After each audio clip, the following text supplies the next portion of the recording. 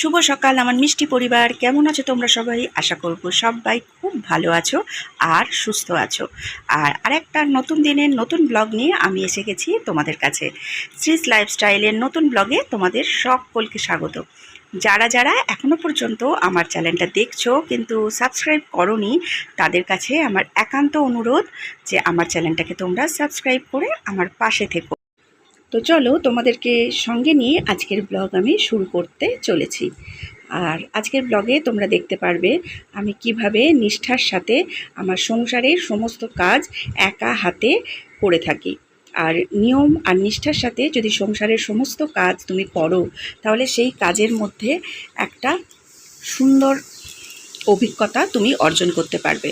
আর সেই কাজটাই আমি যখনই সংসারের কাজ করি, সেই জিনিসটাই আমি অভিজ্ঞতাটাই সঞ্চয় করার চেষ্টা করি। কারণ প্রত্যেক দিন আমাদের সংসারের নানান কাজে নানান রকম সমস্যার সম্মুখীন হতে হয়, কিন্তু সেই সমস্যাকে ওভারকাম করেই তো আমাদের সমস্ত কাজ কমপ্লিট করতে হয়। আমাদের জীবনটা কীরকম বলো তো? একটা বইয়ের পাতার মতো, অজানা বইয়ের পাতার মতো, যার পরের পৃষ্ঠায় কি আছে আমরা কেউ কিচ্ছু জানি না। তাই সেইটা উদ্ঘাটন করাই তো আমাদের সেই জীবনের কাজ, তাই না? তো চলো আজকের ব্লগে আমি কিভাবে আমার সমস্ত ফার্নিচার ও ঘরের সমস্ত কাজ একা হাতে সামলাই, কোনো রকম হেল্পিং হ্যান্ড ছাড়া, সেটাই তোমাদের সাথে শেয়ার করব। আর দেখো, আমি সকালবেলা ঘুম থেকে উঠে মোটামুটি চাটা খেয়ে যে কাজগুলো থাকে সেগুলো সেরে নিয়েছি। সেরে নিয়ে আজকে যেহেতু রান্নার খুব একটা তাড়া নেই, তোমরা জানোই কিছুদিন আগেই আমার মাস শাশুড়ি মারা গেছে, তো আজকে হলো নিয়মভঙ্গ। তো ওখানেই নিমন্ত্রণ আছে। আর ছেলের মতো, ছেলের যেহেতু পরীক্ষা আছে, ছেলের জন্য অল্প একটু রান্না করব। তো সেই কারণে আমি ভাবলাম তাহলে আজকে সকাল থেকে হাতে আমার অনেক টাইম, ঘরের সমস্ত ফার্নিচারগুলো পরিষ্কার করি। আর ফার্নিচারগুলো নোংরা থাকলে দেখতে ভালো লাগে না। আর আমার এই ড্রেসিং টেবিলটা যেহেতু কাঁচের, একটু ধুলো পড়লেই প্রচণ্ড নোংরা দেখতে লাগে। তো সেইটাকে পরিষ্কার করে যদি ঝকঝকে রাখা যায়, নিজের মনও শান্তি থাকবে। আর দেখবে জিনিসপত্র যদি নোংরা হয়, নিজের মনেও কেমন একটা কষ্ট হয় যে কবে এগুলো ঠিক করব, মনটা যেন শান্ত থাকে না। আর যখন জিনিসপত্র সব চকচকে ঝকঝকে থাকবে, তখন নিজের মনেও একটা আলাদা শান্তি অনুভূতি হয়। তো সেই জিনিসটাই, তো যখনই আমি সময় পাই, সংসারের রোজ তো আর এগুলো মোছামুছির সময় পাই না, যেটা সত্যি কথা। কারণ টাইম টু টাইম সমস্ত রকম কাজ সংসারে করতে হয়, বিশেষ করে রান্নাটা যদি টাইমে না করতে পারি। আর যদি তুমি প্রথমেই রান্নাঘরে ঢুকে পড়ো আর সেখানে ফুল এনার্জি দিয়ে রান্না বান্না, তারপর গ্যাস মোছা বলো, তারপর বাসন মাজা বলো, এই সমস্ত কাজ করে ফেলো, তাহলে আর তোমার মনে হবে না ঘরে এসে বাকি যে কাজগুলো আছে সেগুলোকে সারবো। তো আমার ক্ষেত্রেও তাই হয়, যেন সব এনার্জিটাই আমি রান্নাঘরে দিয়ে আসি। ফলে পরে যে কাজগুলো, সেই কাজগুলো করার আর এনার্জি থাকে না। আজকে যেহেতু রান্নাঘরের সময়টা কম দেব, সেই কারণে আমি ভাবলাম তাহলে আজকে ঘরটা ঝা চকচকে করে ফেলা যেতেই পারে। তো সেই ভেবেই যেমন ভাবা তেমনই কাজ। আর বরকে বললাম তুমি আজকে একদম বাজারটা নিয়ে চলে আসো, কারণ আজকে যেহেতু একটু রোদ্দুর উঠেছে, তো বাজারটা নিয়ে চলে আসলে খুবই ভালো হয়। তো কদিন ধরে যা বৃষ্টি হচ্ছে, সেই বৃষ্টির মধ্যে তো বাজার আনতেও আমি পাঠাইনি, কারণ বাজার থেকে যা জিনিস আনবে সব জিনিস খারাপ আসবে। কারণ কদিন জল পেয়ে বাজারে একদম সমস্ত জিনিসই নষ্ট দেবে। সেগুলো তুমি যতই ফ্রিজে রেখে খাওয়ার চেষ্টা করো না কেন, সেগুলো কদিন পর পচেই যাবে। তো সেই কারণে আজকে আমি বললাম যে তুমি অনেকদিন ধরেই বাজার যাবে করছো যখন, তাহলে আজকে যাও বলে ও আজকে বাজারে গেছে। তো মাছ আনতে বারণ করেছি, মাছ যা আছে ছেলের আজকে হয়ে যাবে। তো মাছটা আমি বলেছি দুদিন পর আনতে। এই হলো ব্যাপার। রবিবার মাছ আনলে মোটামুটি আমাদের হয়ে যাবে কদিন। আর এখন তো সোমবার নিরামিষ, মঙ্গলবার আমরা এমনিতেই নিরামিষ খাই। তো সেই কারণে মাছটা আজকে বারণ করে দিয়েছি। আর এখানটা দেখো এত নোংরা হয়েছে, কারণ সমস্ত কিছু জিনিস এসে এই জায়গাটার মধ্যে রাখে, সে ছেলেই বলো, বাবাই বলো, আর আমিই বলি। তো এই জায়গাটা একদমই পরিষ্কার হয় না। আর যা দরকারি জিনিসপত্র থাকে সব কিছু এর তলায় ঢুকিয়ে দেওয়া হয়। আর এর তলায় এখন কাগজের একটা স্তূপাকার তৈরি হয়েছে, কিন্তু কোনোটাই ফেলা যাবে না। সব কিছুই হয়তো কিছু না কিছু কারণ না কারণ ইম্পর্টেন্ট জিনিস। তো সেই কারণে একটু সরিয়ে আমি ওখানটা মুছে নিলাম। মুছে নিয়ে এই টাওয়ালটা আমি কদিন আগে কেচেছিলাম বলে এই টাওয়ালটা আমি চাপা দিয়ে এখানটা ঠিকঠাক করে দিলাম। আর ওখানটা ওইটা কেচে তারপর লাগিয়ে দেব। আর এই দেখো এটা আমাদের বিয়ের ফটো, কত বছর আগে।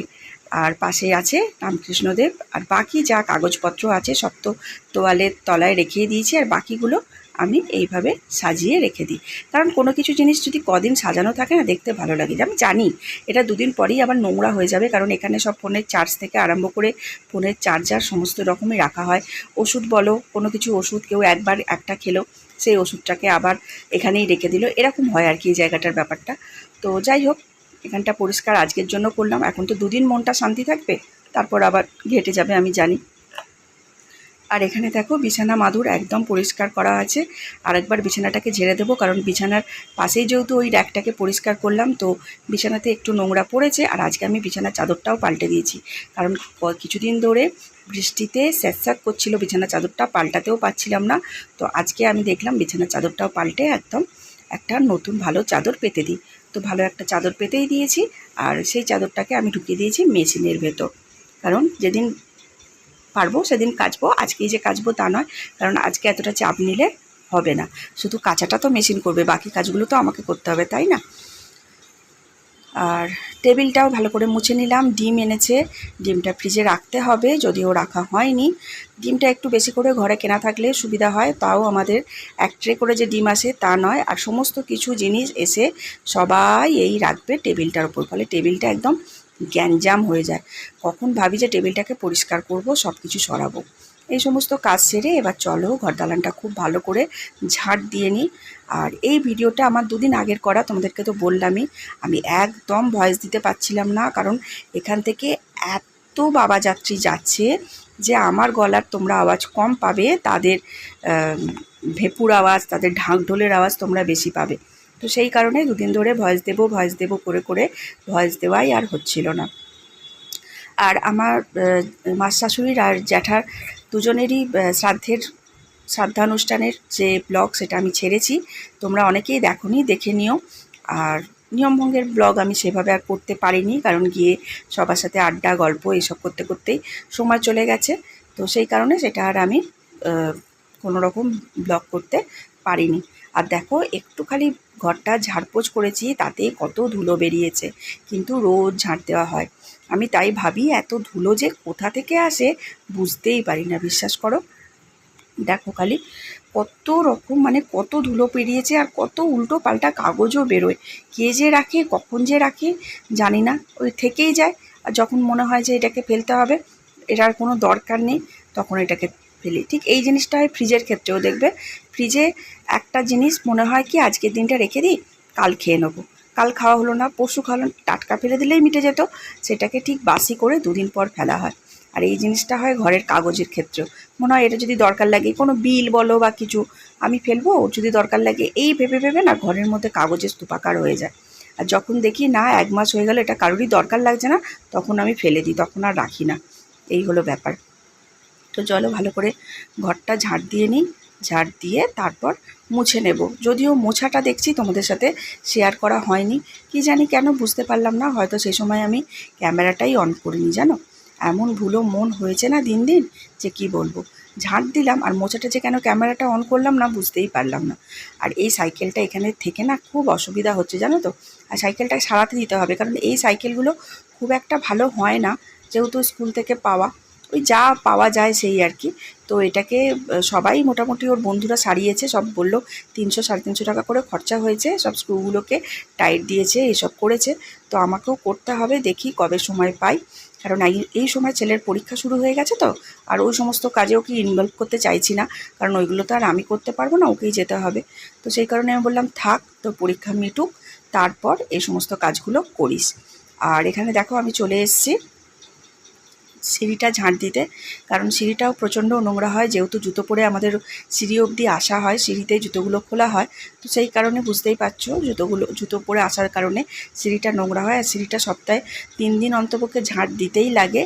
তো সিঁড়িটা ঝাঁট দিয়ে তারপর আমি জলের বোতলগুলো ভরে নেব। বললামই তো, কেন যে মোছার ক্লিপটা আমি তুলতে ভুলে গেছি, আমি বুঝতেই পারছি না, কারণ আমার ঘরদালান মোছাও হয়ে গেছে।